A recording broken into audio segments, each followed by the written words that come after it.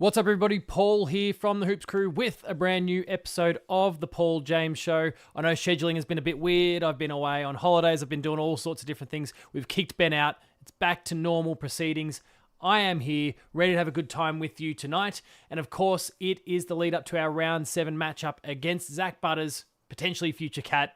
Shout out to Gary, who's watching, who I know loves every time I link a midfielder to the Cats. And of course, the Port Adelaide Football Club. There's a lot to go through tonight. We're going to go through the team lineups. They've been announced. We're going to talk about the last time we played against the Port Power. We're going to talk about the larger history between the two clubs. We're going to go around the grounds because, of course, as we speak, as this goes to air, both Sydney and the Western Bulldogs are duking it out. We're going to talk about some news. We're going to get in some opinions. And, of course, Q&A. If you're watching this right now, you'll notice across the bottom, we're trying to tighten a few things up. We're trying to streamline things. We're trying to make it a bit easier to bring your topics to the table here. As such, and it's a small one, $2 super chats. Minimum $2, but we're not asking for any more than $2 either. $2 super chats, you do that. We'll bring your topic into the show for discussion at the back end when we get to that Q&A segment. Of course, there'll be the game of the show as well. Ben has tried to strike that from the initial opening here, but he can't get his way all the time. All right, let's get into things here. And of course, shout out to, as I said, Gary, who's here watching, Shadoo's there, Roaming's there, Mark's there, many others. Roaming is saying Bulldogs more like puppies. I haven't actually taken a look at the live scores since I've been prepping everything for the show. How things go. Well, they're leading at the moment. It's quarter time. They're in front. 4-2 to 3-4. Sure, they've conceded more scoring shots. Sydney could have put them away, but they haven't. They're holding on to a lead right now. We'll cut them some slack for the time being, but we'll see what happens. I have tipped the Swans, as I'm sure many of you have. We'll see how that one all shakes out. But thank you to everyone who is there in the live chat right now. And we'll get into things by talking teams. So let's get across to the lineups for this week. The Cats and the Power going head-to-head this weekend, this Saturday night at 6:35. There's a double header that is on, and so that is the reason for the earlier starting time. But let's take a look at these teams because there's been some changes for the Cats, nothing for the Port Adelaide Football Club, which is interesting given the result, but no changes to Port Adelaide. For the Cats, Jack Henry comes in for Jake Cole-Jasny, Mark O'Connor for Ollie Wiltshire.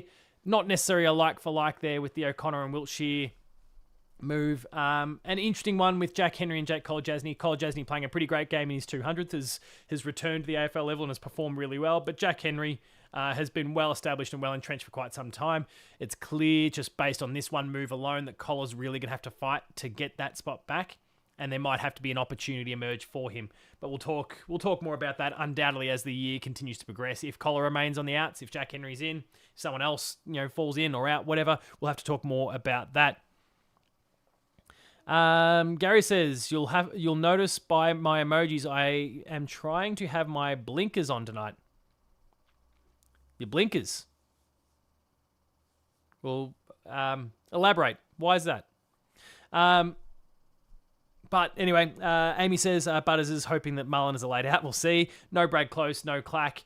Yeah, that is certainly a point of conversation. Of course, the Brad Close discussion has been an ongoing one throughout the year. And it looks like he's relegated to the seconds, which deservedly so based on his form so far. But we do wish him the best. I would love to see a Brad Close who's in full flight, back to his best, because if that's the case, he belongs in this 23. But right now, his output doesn't justify it. And so here we are. Clark, on the other hand, he's young. So he's got plenty of time. But I'd like to see him in. I think he didn't do anything wrong it didn't do anything to justify being exited in the first place, other than kind of experienced heads returning. But I think if I'm Clack, I want to be seeing more opportunities. I want to be seeing more opportunities to remain entrenched in this team, to be able to push out some of the older blokes. But it's pretty hard to deprive the captain, for example, as one of those blokes who's come in recent weeks. Jack Martin, who's been in pretty electric form. I don't know. runs on the board, I guess, works against him right now. But we'll see how it all goes. It's a tough team. Perfect. As Amy, midfielders are out of bounds for me tonight. Right. That's in reference to my Zak Butters comment before. Amy says it's a tough team to break into at the moment. Everyone is playing pretty well. It is. It's a good problem to have, right? If some of these guys are on the outs, it's a good sign. You can see on the emergencies list, of course, that Brad Close, Ollie Wiltshire, and Jake Kolodjasny are there. So 2 of our outs as well as Brad Close. Right on the brink of selection, but not quite in there. As we said, Clack is on the outs, but he's got that long-term future. I think in the last, 7 or 8 games of football, the remainder of the tail end of last year, I think his finals output, of course, grand final day wasn't amazing for him, but it wasn't amazing for a lot of our players. His finals output and the way he's acquitted himself when he's been in the seniors this year has been fantastic. So I think it's clear to all and sundry that he is a long-term player for us. I hope that being in and out and kind of kicking the door down but not getting through doesn't work against us in the sense that maybe he goes, well, I can get my opportunity elsewhere. There's other clubs that don't have a midfielder this deep that I could go and get an opportunity at. I don't know. It'll be an interesting one. We'll wait and see in that regard. Some other notes, though, from this game. We've got some milestones. Oisin Mullen will be playing his 50th game. That feels like it's come along really fast. Ben has also noted that Max Holmes will be playing his 69th consecutive game. Nice, I hear you all say. And he's made a note of the Zero Goal Kickers Club, Mitch Edwards and Connor O'Sullivan playing this weekend, who is still yet to kick an AFL goal. And of course, Connor O'Sullivan torched his opportunity recently. Roaming, maybe depending on... Excuse me, sorry about that. Maybe in terms of larger conversations, I think the George Stevens one is a good one. If the super chats come in, that might be a topic of conversation for us later in the show. But I guess the short and sharp version is they're a bit like a certain permanent VFL fixture that we ultimately delisted a couple of years ago. Maybe there's some aspects to the George Stevens game that is just not quite ticking the boxes for the coaches at the moment. They can't justify the move, but we'll wait and see. And of course, I'm very happy to wade into that with some full thoughts Q&A if that is a topic of conversation that someone wants to bring up. Use that super chat function. Like I said, we're just trying to tighten things up a little bit, make it a bit more structured, a bit more orderly, keep it to the Q&A, and even then, so that I don't bounce around from topic to topic and get a little bit lost in the weeds, the super chats, those ones come in, those are the topics. We've discussed the emergency list, of course, Brad Close, Jake Kolodjasny, and Ollie Wiltshire. The injury list, you've already heard me talk about the injury list a bit this week through Nuff of the Week. If you haven't, go check out Nuff of the Week, where I nuffed the Geelong medical list, the way we're handling the health hub. I don't blame the medicos.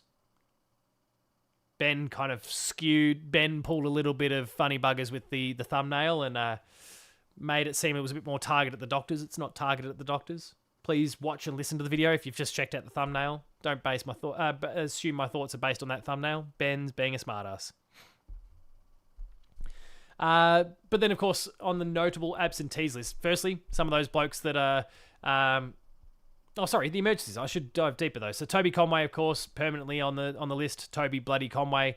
Grime Myers, with all the talk around his knee, we'll come to that a little bit later in the show. And Tyson Stengel with his individualised program. Shouldn't really be on the injury list. It's an injury list. But whatever. It's a way to present to the fans that he's out. Roaming says Ben is my lock for Nuff of the Year. But the notable absentees outside of course, those that we've just discussed, Reece Stanley, Jai Clark, Jed Buse, Mitch Nevitt, George Stevens. Let's move on to the last time that these two clubs played. 3rd of August, round 21, 2025, and we smacked them. Jezza had a day out.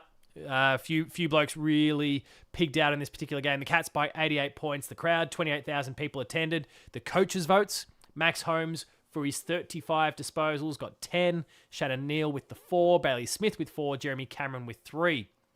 The big stories from this game, of course, were Jack Martin with his 4 goals in 5 minutes. That was a wild time. I brought my son to that one, and that was a real party. We were having a great time. Chris Scott, hating the Macarena. I won't call it a big one. That was a topic of conversation off the back of it. He really doesn't like the Macarena, and he heard it a fair bit in a short time. And the Cats have won their last 3 games against the Power now by an average margin of 83 points. So could we see a similar margin this week? That is a beautiful stat, Ben. Thank you for providing me with that one.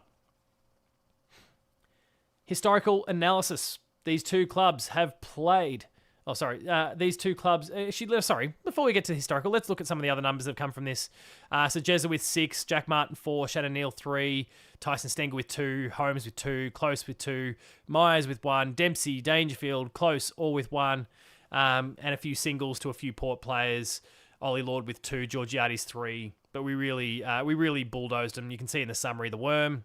It was just a procession, especially from the halfway point in the second quarter. We monstered them. 15 goals to 5 from roughly the midpoint of that second quarter. It was ugly.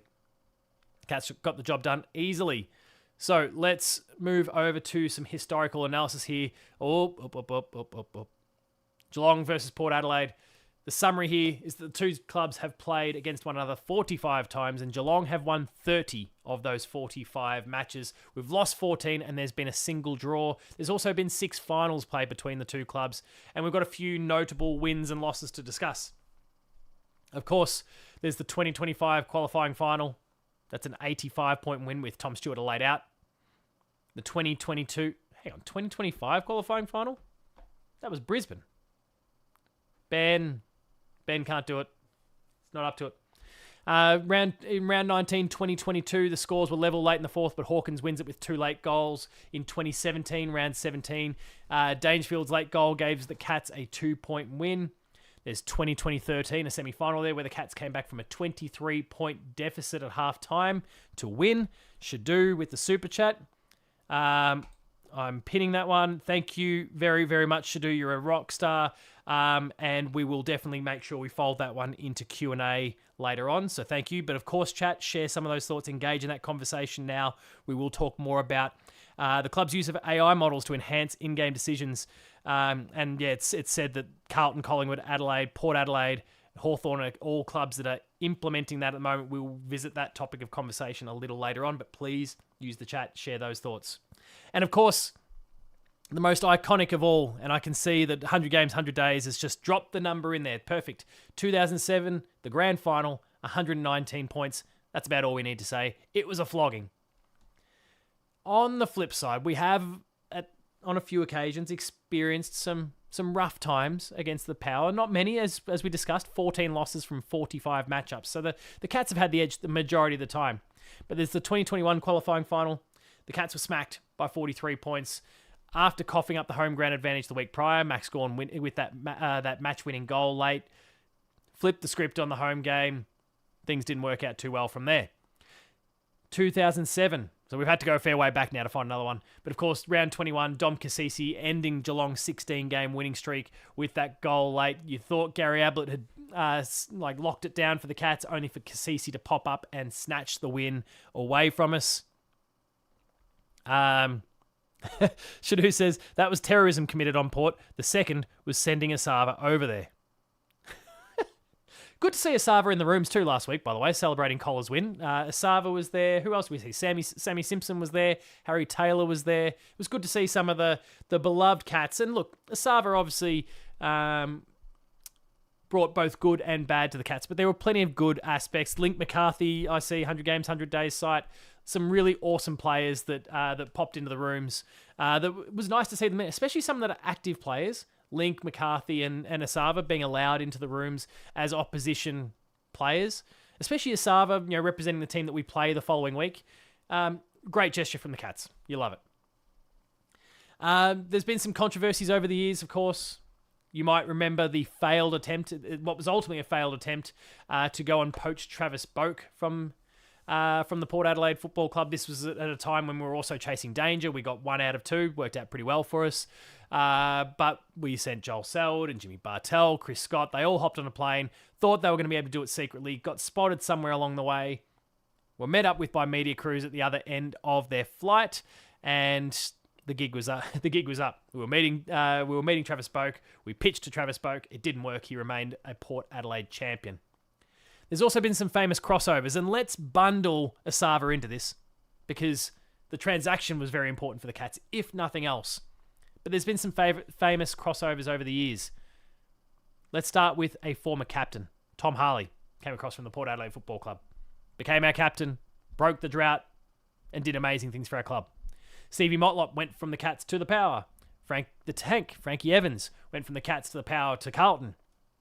Sava Radagalia, Cats to the Power. Quinton Narkle, Cats to the Power. Shane Brewer. Jason Davenport. Oh, geez, these are some deeper cuts now. Shane Brewer, Jason Davenport. Don't forget Kenny Hinkley doing all the amazing things that he'd done with us and then went over to the Power to get the coaching gig. There's been some awesome history between the two clubs in terms of transactions and players. Typically, it's been players from the Cats going to the Power, but there's been one or two. Again, Tommy Harley, future captain at that point, coming across the Cats, worked out pretty well for us. Shadu says, Sparkle Narkle, did he go to the Power? Yeah, I think you're right. I think Ben's missed that one. Did he? Hang on. Quinton Narkle. I'm pretty sure you're right. Quinton Narkle. Geelong, Port Adelaide, and Freo. Yeah.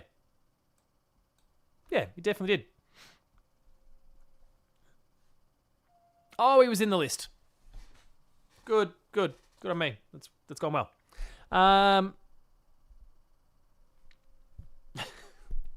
But to go back to some of the larger team v team things, the longest winning streak the Cats hold over the Power is 10. The longest winning streak, the longest losing streak was 3 games between 2001 and 2002. Of course, Port were one of the top teams in the competition. Certainly finished on top of the ladder on a couple of occasions, even if they didn't run away with the premiership in those years.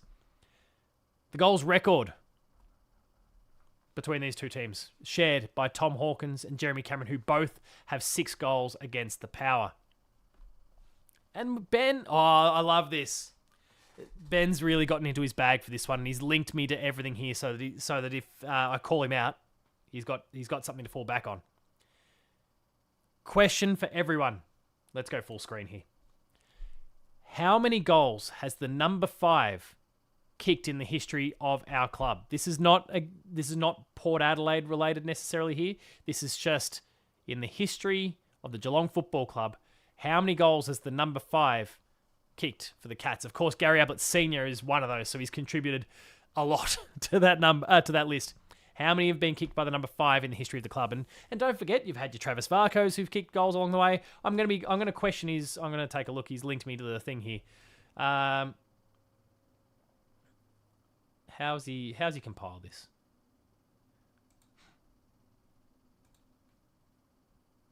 I don't know how he could earnestly have gotten this right.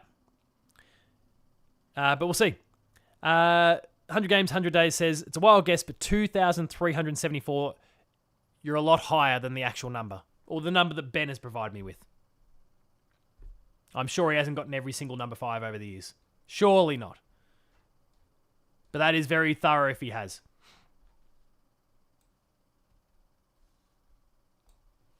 I'd be very impressed if Ben is... I suppose you can sort it by player number, so maybe he has gotten it right. I could read out the list. Jez has 700 on himself, doesn't he? But keep in mind, this is the number 5 for the Cats, so he hasn't kicked 700 for the Cats. He's kicked 700 plus in his career, but not for the Cats. So, for what it's worth, Jeremy Cameron as a Cat has kicked 326 goals. Yeah, I've got the list here. This works. I'm hopeful that Ben totaled this up. I'm going to double check it along the way. I'll give you another minute for some guesses, especially while I check to see if Ben's numbers game is correct. Quick eye test suggests that maybe it is, but we don't trust Ben Reeve because he spells Jack Bowes' name wrong. 17, 10, 10, 10. Oh, that's 42. 10, 8, and 3. The numbers work.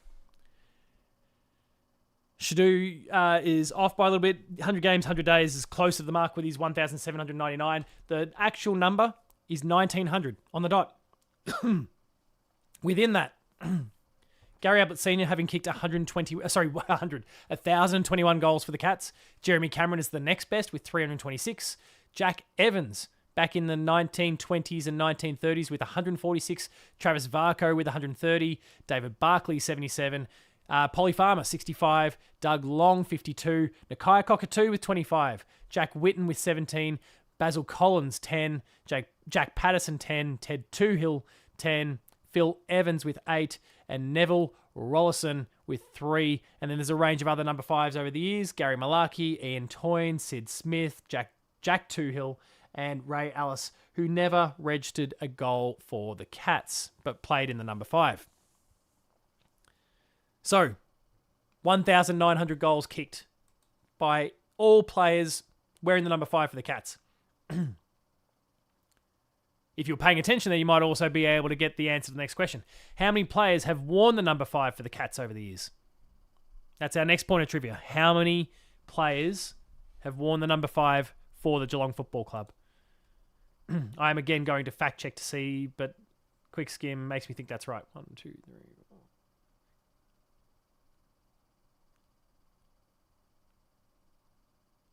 Ben's on tonight. He hasn't made any mistakes. 100 games, 100 days says 11. No, you need to go a bit higher for that.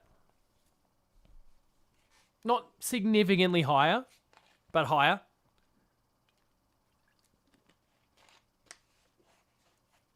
You said, is like reading me count.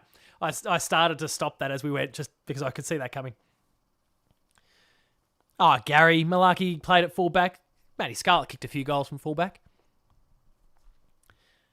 100 days fires again with 13. I'll give it another 30 seconds. If you've got any ideas, thoughts, ideas on how many players have worn the number 5 for the Cats, drop your number in the chat. Closest to the pin wins my eternal praise. He's got another... how many more questions has Ben got? He's got another 3 questions after this. Ben, you're on tonight. Good job. Last minute guesses. Simon throws 12. No, it's a bit higher than what... Gary's closest to the pin there with 23. The answer is 19. There are 19 players who've worn the number 5 for the Cats over our history. Happy Bonsai Tree says 13. But yeah, 19 was the answer.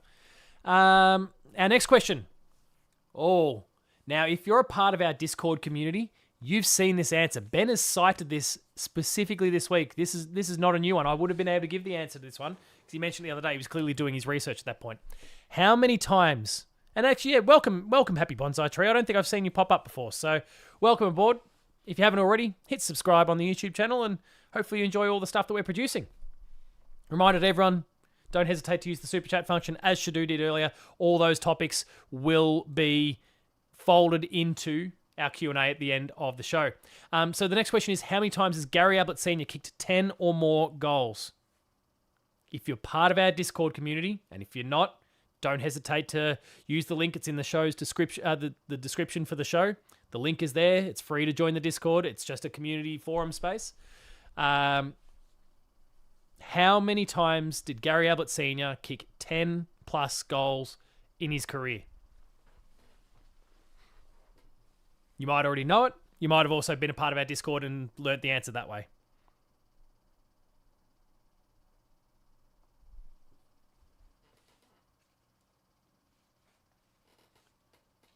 What have we got? 100 games, 100 days of Sarge in the Discord. Nice. Simon, you are very close. Like, you're quite close with your guess of 10 there. It's not 10, but you are quite close.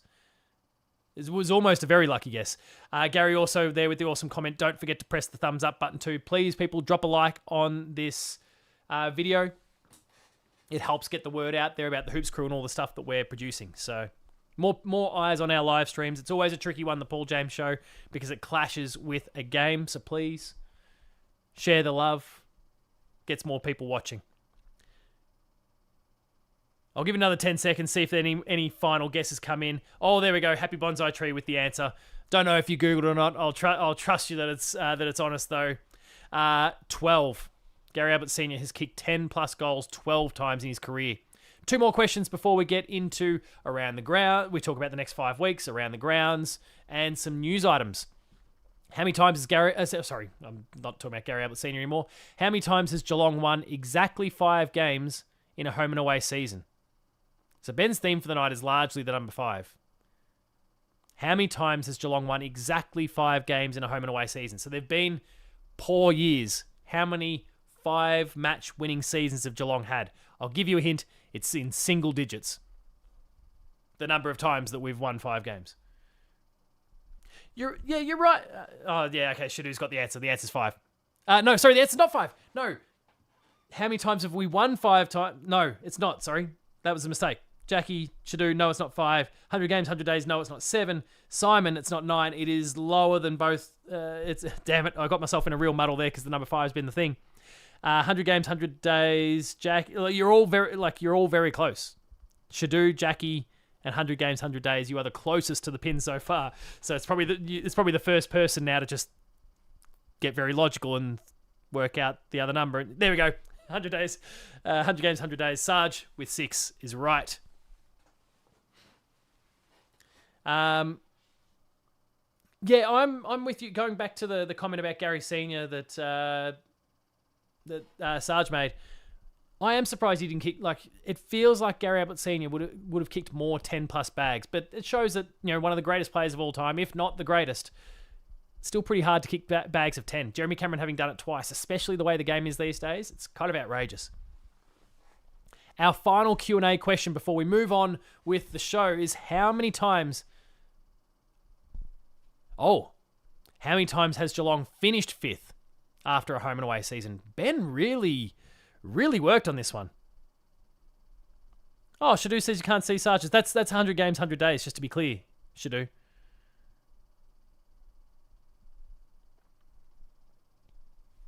How many times has Geelong finished 5th after the home and away season?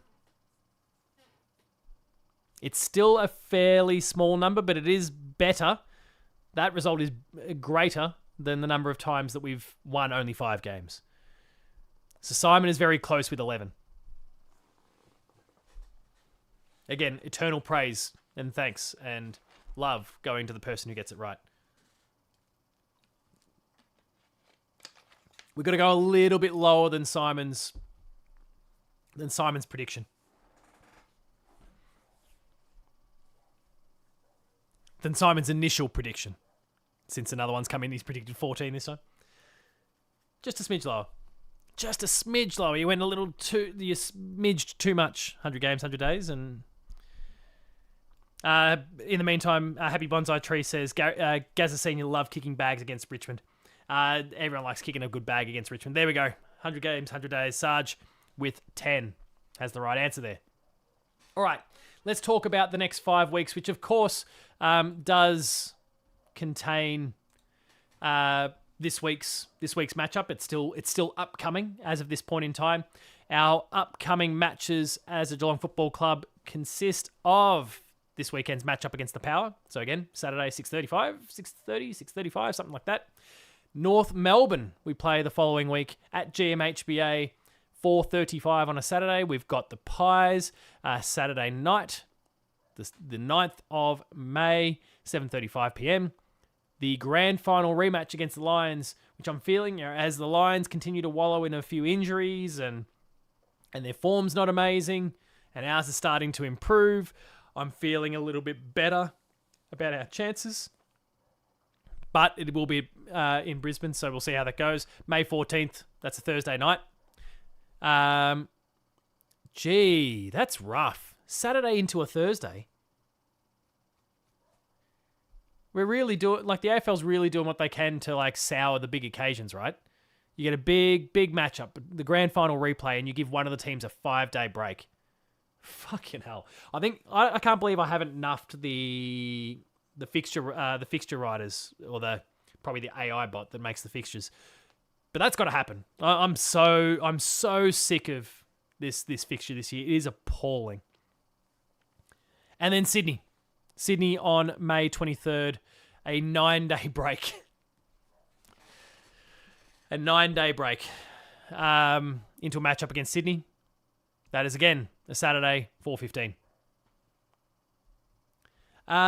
Let's go around the grounds, and Gary's just cited there. Sydney only 5 points up now. Let's go around the grounds here and look at the scores. The Swans up by 5 points, as Gary says. Late in the second quarter, 6-8, 44, 6-3, the Dogs. So Sydney are continuing a bit like the first quarter. They had more shots but didn't quite capitalise. I think it was 7 shots to 6 in the first quarter. They're continuing to get those opportunities, but just aren't putting them away right now. 6 goals, 8. They should be burying the Dogs at this point. 9 shots to 14. And I'm sure in due course that margin will blow out a bit. The Dogs, look, good on them. I mean, I've obviously not got the ability to watch the game right now, but the Dogs, good on them. They're fighting, showing a bit of fight. They are depleted. They are weakened. So good on them for going at them. But I could see them getting ground down here, and the result working against them. But we'll see how it goes. Shadu says, whoever tips Sydney has a clenched butthole right now. That is me, and apparently Gary as well. Sarge says the ex-premiership players will fire the Doggies up. Might be a close Dogs win. That'd be fascinating if the Dogs can pinch it. And the Dogs are celebrating the 10 years since their premiership, of course, against the Swans.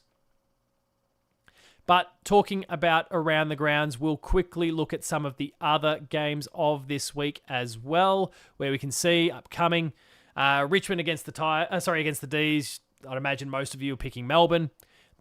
As far as I'm concerned, the game of the round here, Hawthorn and the Gold Coast Suns, both teams serious fancies this year. Hawthorn in really good form. The Gold Coast, after starting like a house on fire and obviously smoking us in opening round, are kind of sputtering a little bit, and the wheels have been spinning a smidge. We'll see how that one shakes out. We'll talk more about that game shortly because there's a news item tied to that one that we'll talk about. The Anzac Day game, which I guess if you're talking about spectacles, this is the game of the round. In terms of the game of football, I suspect Hawthorn and Gold Coast. But the game of the round in every other facet is, of course, the main Anzac Day matchup between Essendon and Collingwood. We then play that night, as well as Freo and Carlton. And on the Sunday, look, a couple decent games, but a few wet farts in there as well. St Kilda and West Coast will be a fizzer. Brisbane and Adelaide could be a really interesting one because both teams, I think, are playing better football than their ladder position would suggest. And then who knows when it comes to this one. I'm firmly of the mind, and I can't remember if I put this in the Discord or not, but honestly, who have North beaten?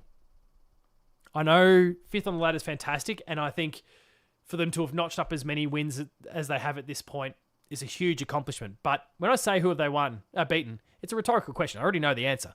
Of their wins, they've played of their 6 games, 5 of them have been against what I would consider bottom 6 teams, and they won 4 of those 5. It's a great outcome. They're beating the teams that they should beat if they want to continue to improve as a club. I'm going to bring it up so you can see it. But they haven't. They put up a good fight against Brisbane, but a very depleted Brisbane at the time.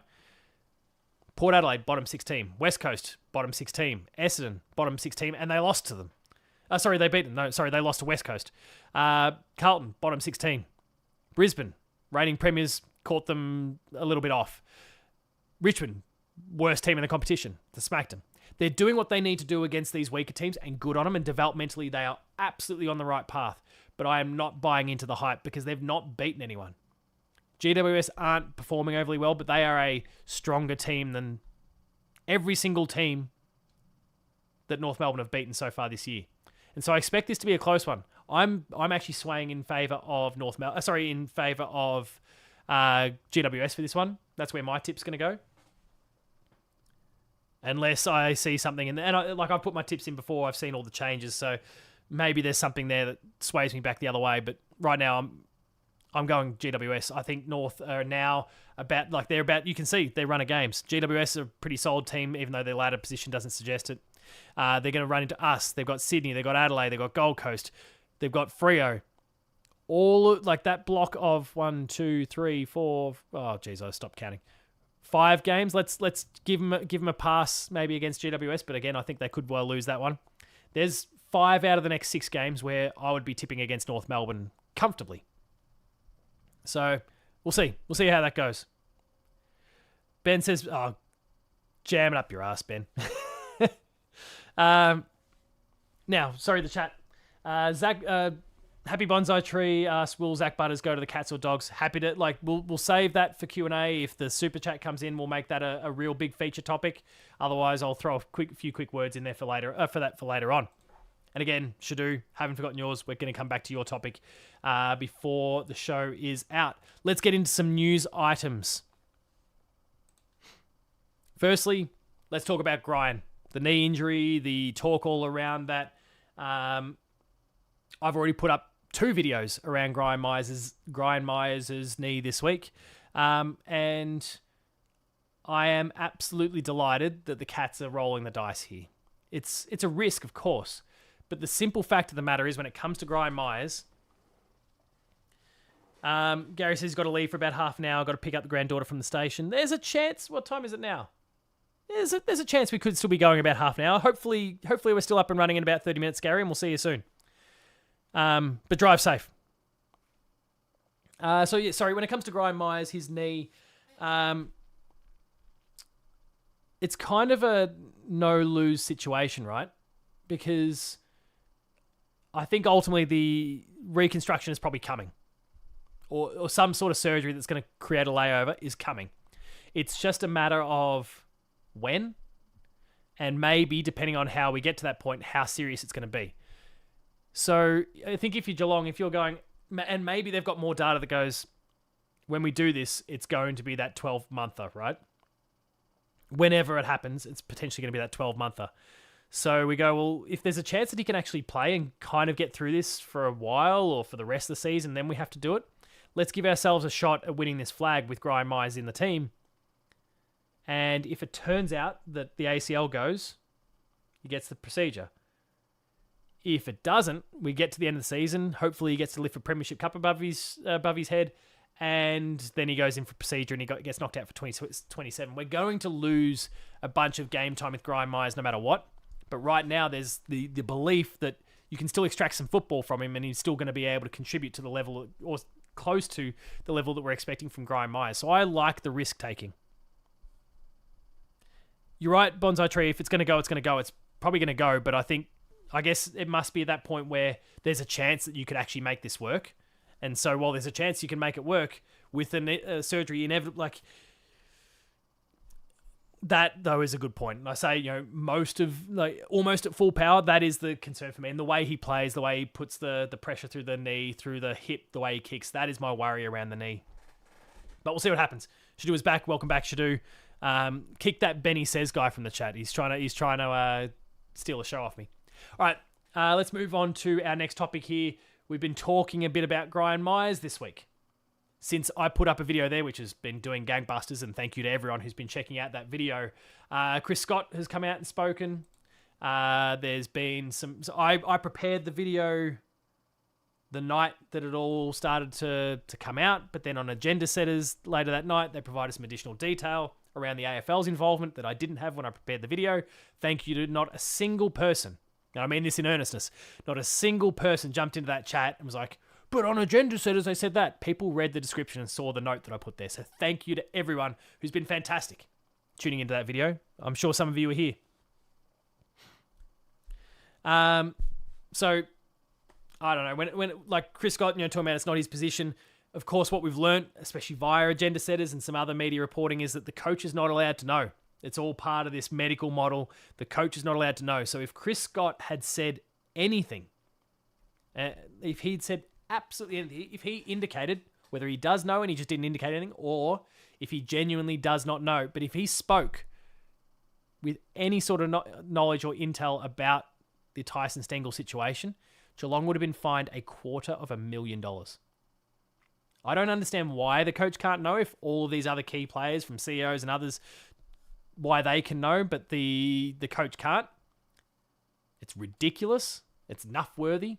but I don't think I understand all the ins and outs, and I don't want to sit and have to read through the laws of the game to work it out, so I'm not going to do it.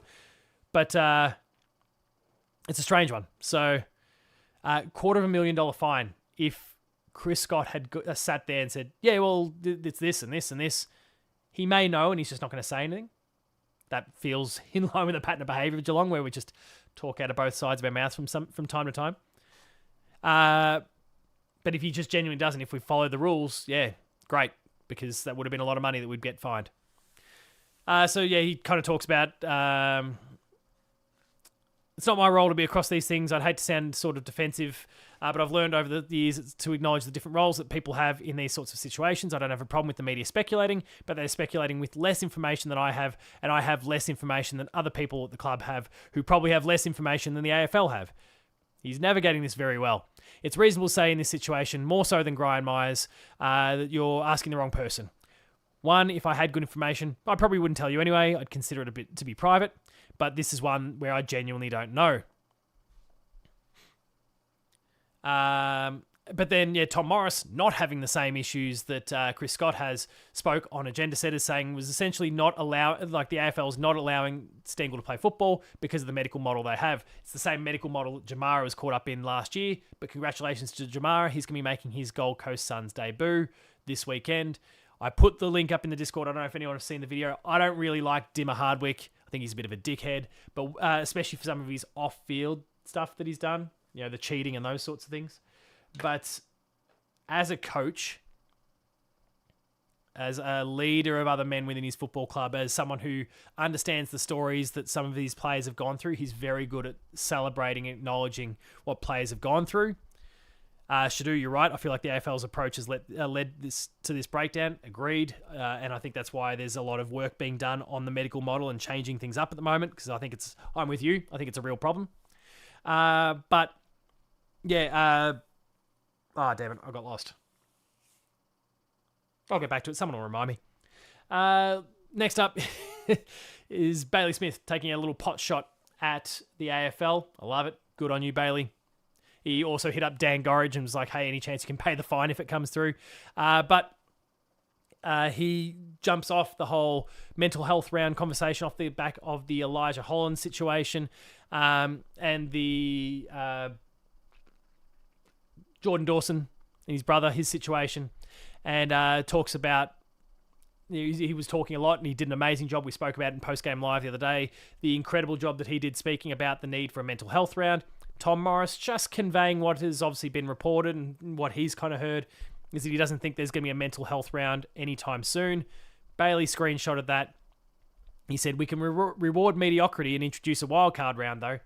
Love your work, Bailey. Absolutely excellent. Oh, I was talking about Dimmer Hardwick. Yeah, he does an amazing job of celebrating the stories and really pumping them up. So please, go check out the video. I put it in the Discord, but it probably isn't hard to find on social media and the like anyway. The Gold Coast Suns have probably posted it. There was a really awesome, it was just the way he delivered the announcement that Jamara was going to make his Gold Coast Suns debut to the club when they were having, I guess, one of their pre-game kind of briefings. It was excellent. I think he did an amazing job. Thank you, Simon, for getting me back on track there.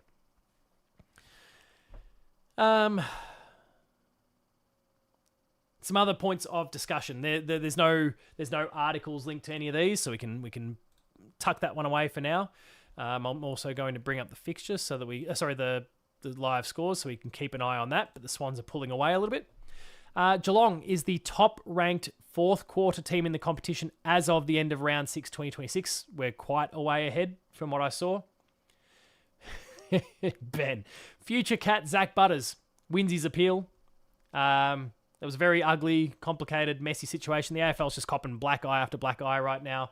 But he won the appeal, got his $1,500 fine taken away. Him and the club would have spent more on the legal fees, but it's all about the principle of it, right? We can throw money around left, right, and centre just for the principle. Shadu says, can we not let Carlton launch a mental health game and profit off it? I would like to hope that any money raised from any mental health round goes towards your Beyond Blues or similar charities that are designed for mental health and support. And so I'd hope that no club is profiting anything beyond their usual things, and maybe all profits made from tickets and those the usual ticketing thing, maybe all that goes towards charity. That would be awesome if that's the case. But we'll wait and see. I would like the centerpiece to still be Spud's game, the St Kilda's game of the round. That could be the centerpiece of the mental health round, and then you have a whole range of other games around it.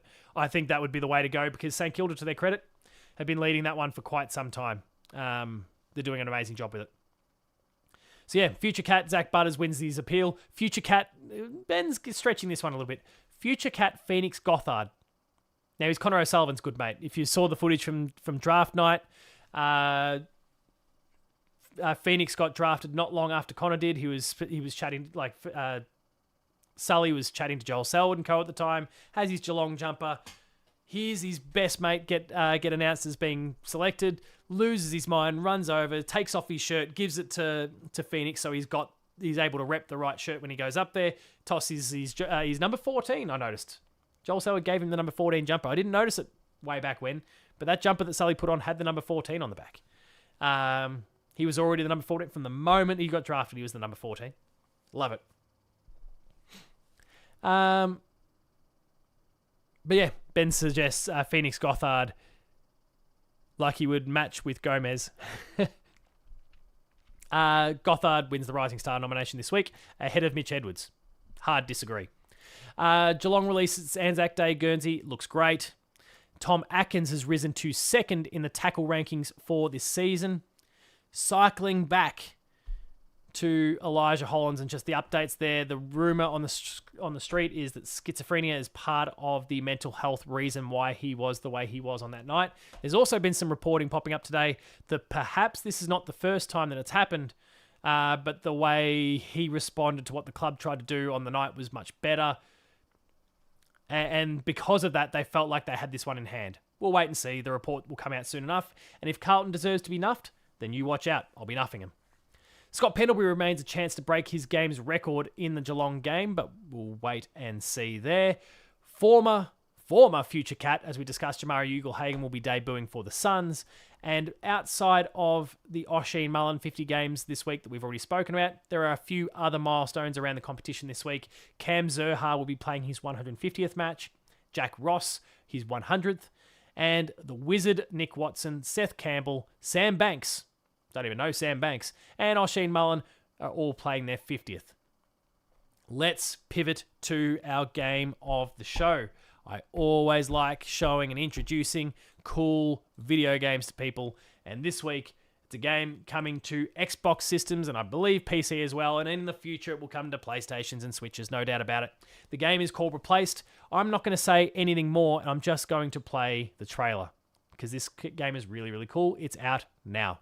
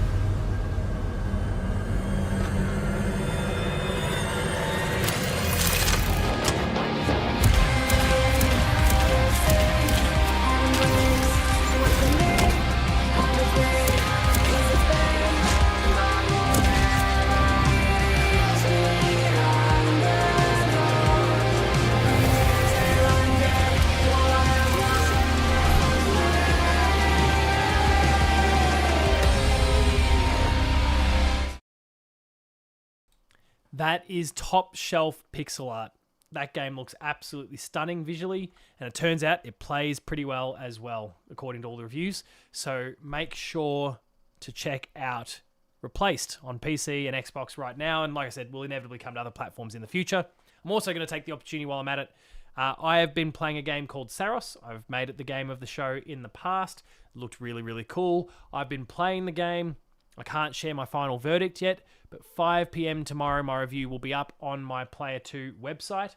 So please go check out that one for thoughts on what looked like a really fascinating game, and I will not share any current thoughts on it because Sony will slap me down. All right, questions and answers, and of course, this is our chance to go back to Shadoo's super chat from before. So let's talk about it. The question was, what are your opinions on clubs using AI models to enhance in-game decisions? It is said that Carlton, Collingwood, Adelaide, Port Adelaide, Hawthorn, and the Cats are implementing and apparently doing it better than most clubs. I hate AI. And I know Ben is possibly watching or will tune in later on. He knows my thoughts on this particular topic. I don't even love his AI use for thumbnails and those sorts of things. And a lot of that has come from the fact that, and cycling to the kind of the game of the show thing for a moment here, I have quite a few friends that are in game development, a very creative medium, but it's also a very technology-driven medium. And so AI has been creeping in there, a lot of generative AI, not like ChatGPT going, hey, what's the solution to this? Sure, if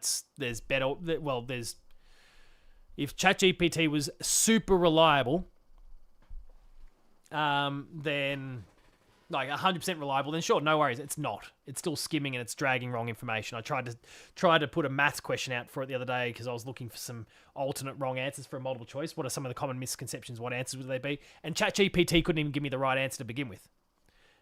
So it's still flawed. There's problems. But I don't mind like using it as a research tool and a data collection tool and an organizational tool. It's really handy in that sense. But as soon as you talk about generative AI, I really draw the line.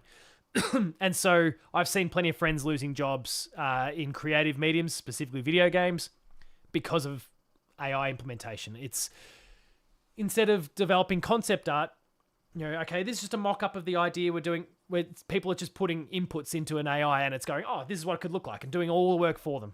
And not to the same standard, but people are using it because it's cheaper and, well, it's cheap. It doesn't cost them anything. It doesn't cost you anything to put in a few prompts, but it might cost you $100,000 to employ this person for a year. The quality of the job is not the same, but they're still sacking the person and keeping the bot. So I really hate AI because I've just seen too many friends, or just like game developers that I love suffer for the use of AI, and suffer because it's the corporates at the top that are saying, we must use this. It's shit. I hate it. So now to link it to the football side of things. Simon says the team selection is by AI. I would love to learn more about it because technically the way they want, what I would understand of them using it would be more in line with what I was saying before about organization and those sorts of things. Like it's completing a bunch of research. It's pulling data from all sorts of different sources and providing information. And so if that's how they're using it as a data collection tool, like, hey, ChatGPT, identify the weaknesses in Port Adelaide's forward line system. And it draws a whole bunch of data that shows that their tackles inside 50 are lower than like in the bottom 25% of the competition. And these are the players who contribute the most to and it starts if it can pull all the data really quickly, that's fine. I don't mind that. That's a handy way to collect your data. And then it takes humans to process from there. And this is where Shadoo's comment of humans need to be managed like humans, not technology, comes in. The technology can provide us the information. The humans need to use it properly. And as soon as the technology is just driving the decision, is actually in the driver's seat of the decision making, or the creative, as we discussed a moment ago, that's where I have an issue. So what I'm hoping right now is that Shadu says, actually, sorry, I read that all the clubs have health dashboards on each player with all the data for their trackers, sleep, etc. This is all fine because this is a tool that would be busy work for a human to have to go and do. And when I say that, I'm not talking about it in the line of the creative that I was saying before. I don't want to see someone's job lost for that. But what it can do is transform someone's job. It's not about the busy work of collecting all the data. Let the machine do that. Let the machine compile the data. Let the machine say, okay, this person's run X number of kilometers, blah, blah, blah, blah. And you can look at that and focus on the interpretation, the human element of it, and then working with the people off the back of it. I don't mind that. Hey, Claude, how do I make Tyson Stengel play football? Tell him to stop. I censored myself. Ben, I hope you appreciate that. We've had conversations. I censored myself.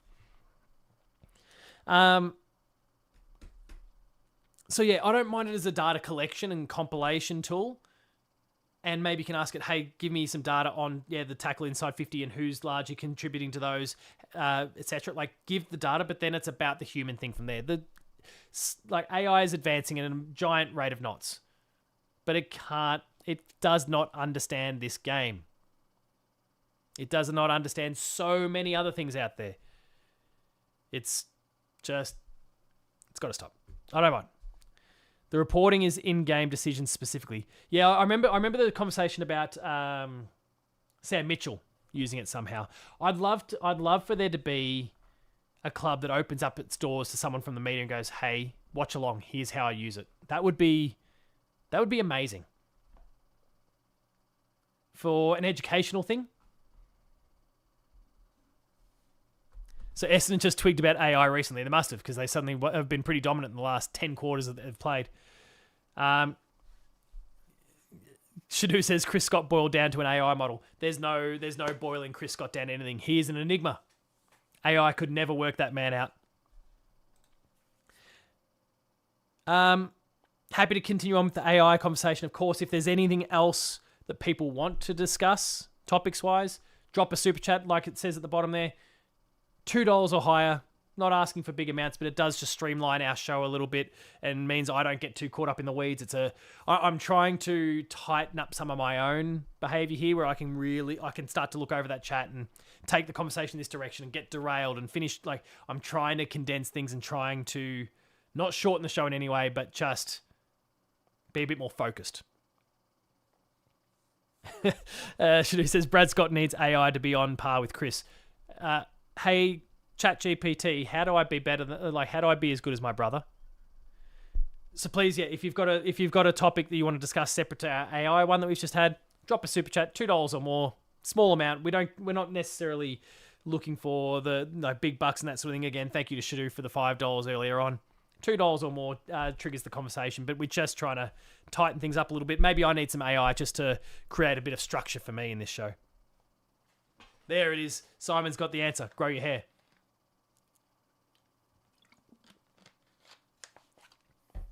While we continue the conversation, third quarter is underway. Minute and a half in, no scores so far. Swans remain in front by 13 points.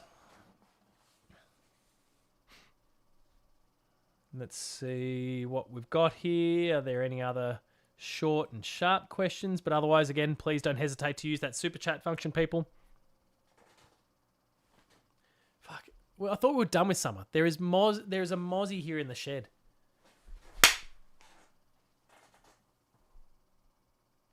R.I.P. in peace is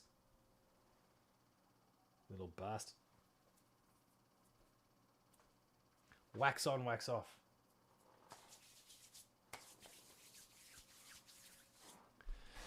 All right. After I just committed mosquito murder on camera. Where else do we want this conversation to go, chat? What have we got you want to discuss? We can just collectively sit back and keep an eye on the scores for a bit. I want to give Gary some time to potentially come back as well. I really destroyed that. Like, my hands are ringing after that. That was something. Oh, Simon. Who do we lose? Oh. All right. This is a conversation. Oh, not Brian Myers. He's not going anywhere. Maybe we lose him to an ACL. I don't know. But who do we lose at season? Charlie Curno's lining up for his 5th goal. I'm guessing he missed it. Player stats. Charlie. The big talls are getting it done this week. Which is interesting because defensively, and sorry, I will get back to that question, Simon. The talls for the Dogs have been doing a pretty good job defensively earlier this year. Actually, sorry. All Sydney's goals have come from 2 blokes. Look at that spread from the Dogs. But Sydney. 7 goals, 4 have come from Curnow and Amati. 7 behinds have come from everyone else, plus probably some rush behinds. That's wild. But yeah, the talls for Brisbane have been doing Brisbane. The Bulldogs have been doing a pretty good job. And then all of a sudden, Jezza rips them a new arsehole. O'Donnell's out. Things have really... they're not going well for him. Buku Kamas had been, and 92%, so he's not injured today. He'd been, one of the top 5 kind of key defenders in the comp, and now he's getting his ass handed to him. I've forgotten his name now. Rory Lobb had been playing really well. He's getting his ass kicked. But all right, let's get back to Mills just kicked it behind as well. Still 7 goals, 4 out of, and only 8 other behinds have come from anyone else. Just give it to the 2 big key forwards, the only one that can kick a goal for him. And it keeps the Dogs in it. If they can find a way to squash the these key forwards, they've got a chance. But all right, let's get back to the topic of conversation. Who do we lose at season's end? What's the minimum number of players you've got to delist these days? Is it 3? 100 games, 100 days has an answer for me already. I'll cite that. I'll take a look at that in a second.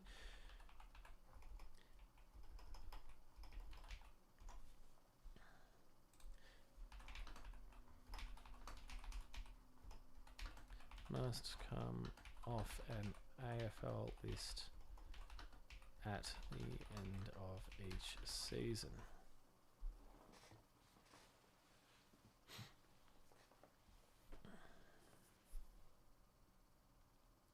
Most clubs will typically move on 3 dates. So let's go in the middle. Yeah, I thought 3 was the middle minimum as well. Let's go in the middle. Let's assume that 5 are off the list to allow for room in the draft and all of those sorts of things. So let's look at this list and work out who the 5 are. Reece Stanley is 1. And please, if you've got other super chat questions, people, don't hesitate to throw them in there. Thank you to Simon. Thank you to Shadu for your questions so far. Reece Stanley is 1. And will be the first one that we delist. The rest of that row is safe. Toby Conway, there's questions, but when didn't he sign on? Isn't he signed up for... Let me double check that. I feel like he's signed on for a little bit yet. Signed on until 2027. So we've still got Toby. Thank you, Jackie, for shouting that one out just at the right time. Collar will be here because he can't go to Tasmania yet. I see the comments in there from Shadu and the apology. You know that I was a big Mitch Nevitt fan, but I think we're at that point as well. I think Mitch Nevitt will get an opportunity in another club.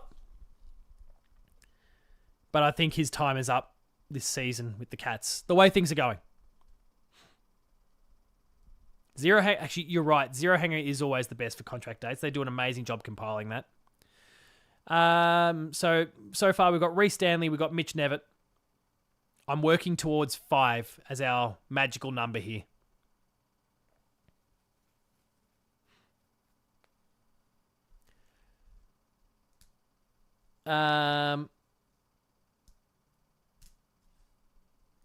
Jackie says the club will be Grovedale.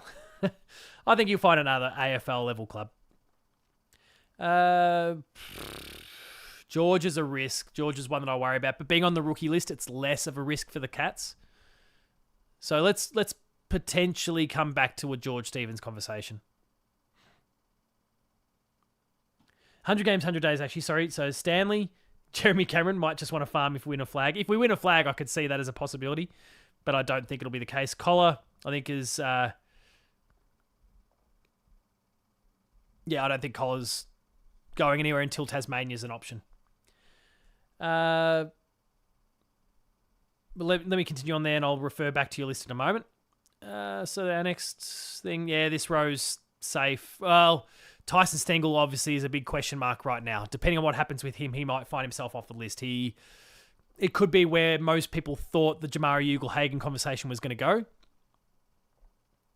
before he got picked up by the Suns. I think it was if a no club bit for him, then he was going to find himself off the list, and the AFL would have allowed them to cut him. My question is, like, if we go down that path, and we all want Tyson to sort his dramas out and come back better, bigger and better than ever before. In the event that he can't, and in the event that we go down, like we end up in a conversation like the Jamara one last year, and he finds himself delisted earlier than his contract is supposed to end, then the payout situation is the one that really interests me, because $750 a year suddenly back in the kitty, even for 2 more years, like $1.5 million. That's a lot of money that you can utilize to throw at the Zak Butters situation, or to throw at some other players who can top up some areas of weakness. So there's a lot riding on this. And the reality of the matter is, when we talk about our forward line,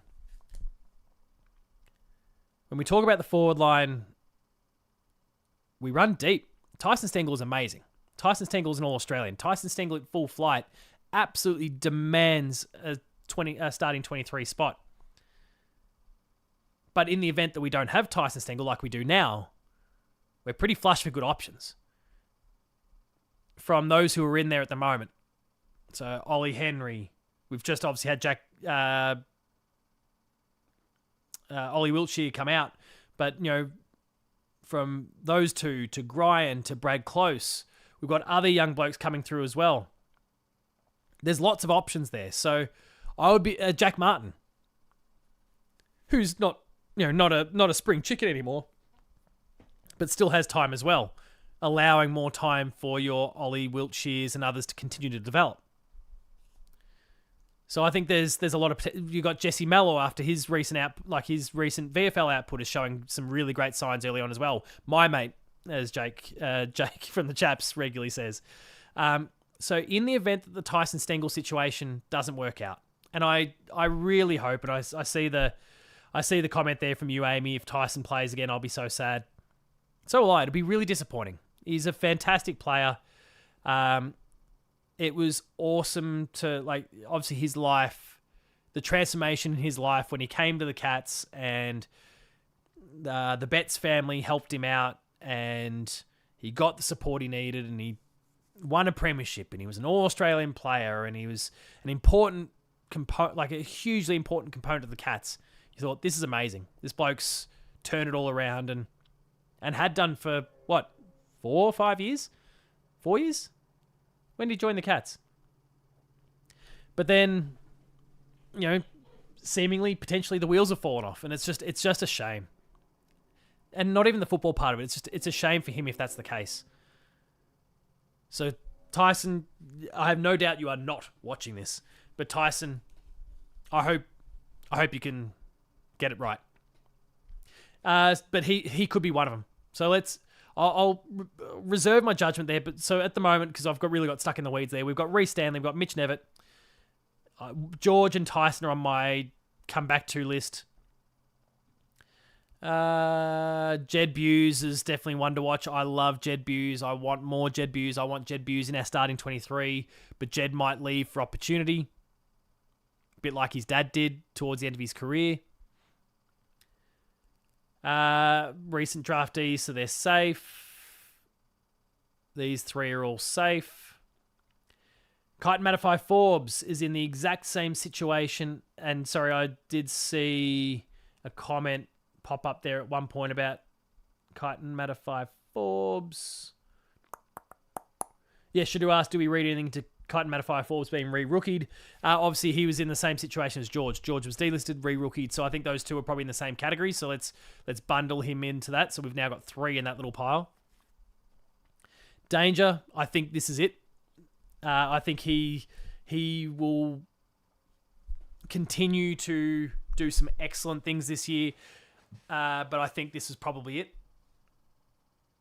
But it's not a guarantee. It's not a guarantee at all. The next row, I think the club is very happy continuing to invest in Joe Pike. Killian Burke's doing some great things. Nigel Lappin loves him. I think he's safe. And that bottom row is safe. So what have I got? I've got Reece Stanley, Mitch Nevitt, Paddy Dangerfield as 3. So that's the minimum. But I do think 5 becomes the number. I think one of Kyton Matafai Forbes and George Stevens. The other sticks around.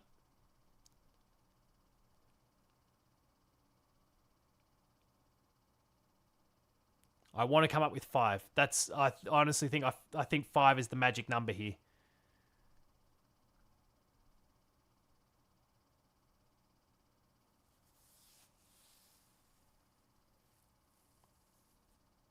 But I'm struggling. I'm taking the cheap way out. Tyson Stengel's the 5th. Unfortunately. Sadly. But if you can fix it and we do this 4, fine, so be it. Fine by me. Tyson Stengel with his life back on track, playing great football. That's awesome for everyone. In particular, the man in question. So, Lenny Hoffman's been doing great things. Obviously, he's a potential option, but I think he's been performing really well at the VFL. I think the club are going to continue to invest in him. He's showing some wonderful signs. And then there's just a bunch of young blokes who are all, just been drafted. So 4 to 5, I think, is the magic number. And let's just summarize my thoughts there. Danger, Stanley, one of Kyton Matafai Forbes or George Stevens, Tyson Stengel, and Mitch Nevitt. They're my 5. That was a very long-winded way to get there, but they're my 5. I think 5 is the magic number. If there are any other Q&A questions, drop that super chat in there. Otherwise, we will look to start wrapping the show up. What I will do while we wait to see if anything emerges, and thank you again, both Simon and Shadu, for your super chats. It's real. I mean, like I said, big for the to kind of keep the show structured. I think the conversations, the way we've been able to lean into these topics of conversation has been awesome. We've been able to really deep dive. But also, all those little donations really help the Hoops crew as well, the continued growth of what we're doing there. So thank you for that support as well. Look, there we go. Sydney have had another goal kicker. Brodie Grundy's kicked 2. Still 3 goal scorers. Charlie with 5, Amadi with 3, Grundy with 2. That's 10 goals between 3 blokes, all north of what? Are they all 200? What's Charlie? Charlie's 194. Amadi. Come here. Amadi 195. So all north of 194 centimetres, and probably go and I'd imagine Brodie Grundy probably popped down there to go play as a key forward. He was probably resting in the forward line and kicked a couple goals. So there we go, right? All right. Let's outro this show.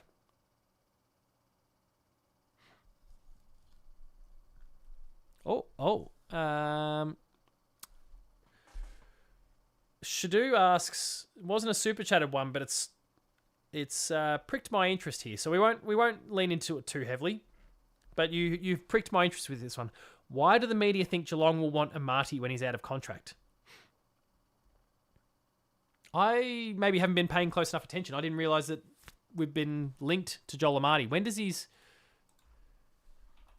zero hanger contracts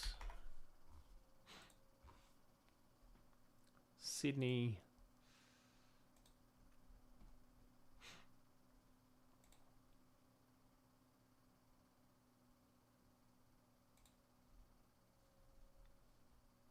Oh, what is going on there?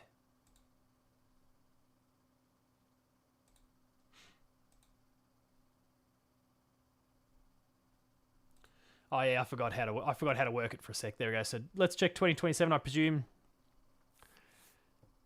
Think Amarty's an ex-Falcon. I mean, that would make a bit of sense then. Oh, so Joel Amarty's out of contract at the end of next year.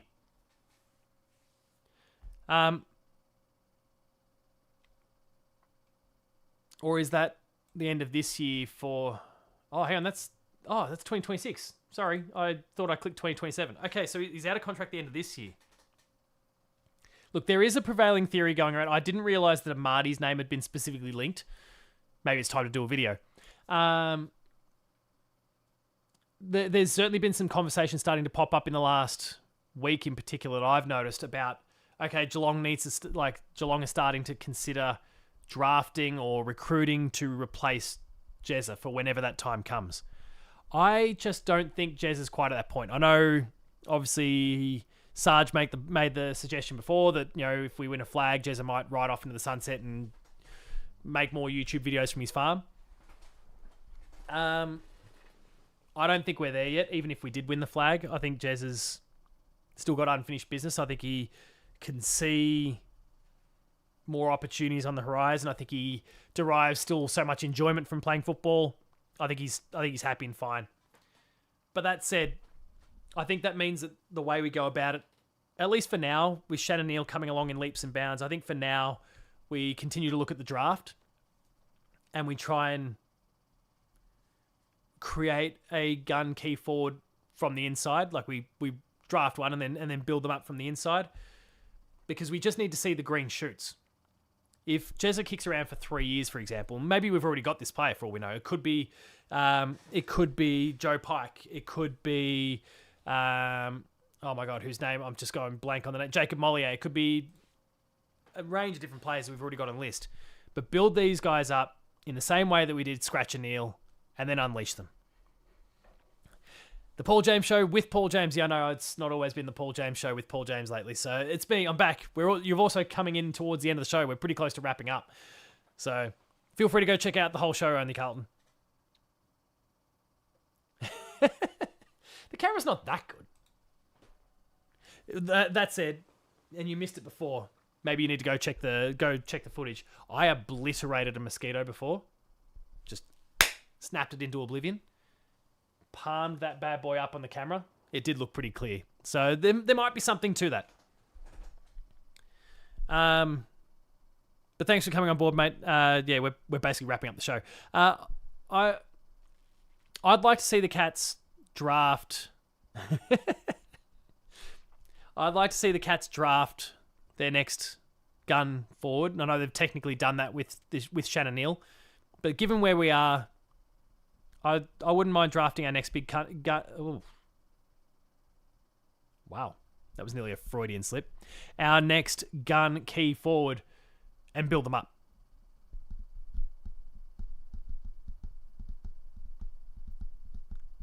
Should do. And Simon have cottoned onto that near miss that might have gotten me in trouble with my Catholic school employers if that had occurred.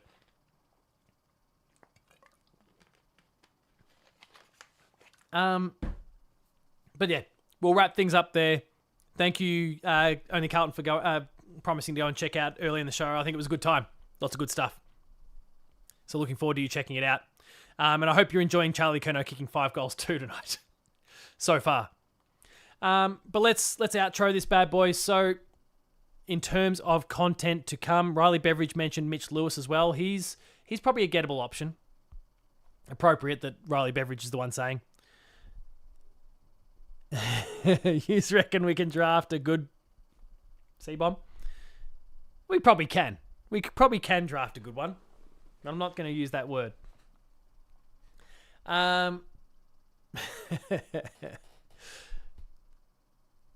Tomorrow, there's a bit of content for you to check out. We will have the twos. The twos will be going live. You'll also have my preview of the Geelong and Port Adelaide game. Oh no, Gary, he's come back just as I'm wrapping up. You'll have my preview of the Geelong and Port Adelaide game. The twos will be there as well. There is currently an unlisted link that I think if you're a part of our Discord, Jake has shared, and you go check that out. So if you want to get some early access to the twos, the extracted part of the twos, that is there for you to have a look at. On Saturday night, of course, post-game live will be on, so you can go check out full thoughts and debrief on the Geelong Cats win over the Port Adelaide Football Club, hopefully. Sunday, of course, there'll be the reaction video as well. On Monday, you'll get the Chaps and their live breakdown of the match, as well as a range of other entertaining Chaps things. Simon says, I went to St. Betty's Catholic school in Mentone. All the brothers called all the students that word, so I think you'll be safe. Oh, good. Yeah, I think mine's pretty loose, but I'll just toe the line. I'm brand new there in the school. I don't need to find myself in that awkward situation early. Tuesday, you'll get enough of the week. Gary, I didn't talk about chasing mids. I spoke about delisting players while you were gone. So please go check out that conversation there. Simon asked the question, he super chatted in and asked the question about who's going to get cut from the list, and we went through the list and cut a few. And of course, you should go check out that conversation. I think it was a really interesting one. Enough of the week Tuesday. Ben will return with Show Us Your Tips on Wednesday. And then, of course, next Thursday, it'll be back to the Paul James Show once again. We cut some forwards. We cut some experienced individuals. We spoke a little bit about Tyson Stengel and whether he will or won't remain on the list, and a whole lot more. But that is where we're going to wrap things up. I'm going to get out of here because I'm going to record the preview that you will then get to see tomorrow. So thank you all for having tuned into the show as always. As Gary will always say, like this video, Hoopers. We drafted some. Like this video if you haven't already. Share it with your friends and family. Get the word out there about all the awesome Hoops Crew content. There's lots of great stuff. So please subscribe and go and check it out. If you like that, go check out our Patreon as well. That is patreon.com/thehoopscrew, where you can subscribe and get early access, extended and exclusive content delivered directly to your email inbox. There's lots of great stuff from myself, Ben and the Chaps. Like I said, early access, all those things. It costs you a single cup of coffee to get access to all of it. So please subscribe and go and check it out. You'll find me on socials, Paul James Games on Twitter, Blue Sky, and Instagram. The Hoops Crew, you'll find at the Hoops Crew. And until next time, only Carlton, I'll take my ultra high resolution 4K ass out of here. Thank you all for watching. Remain Geelong strong, and I'll see you later.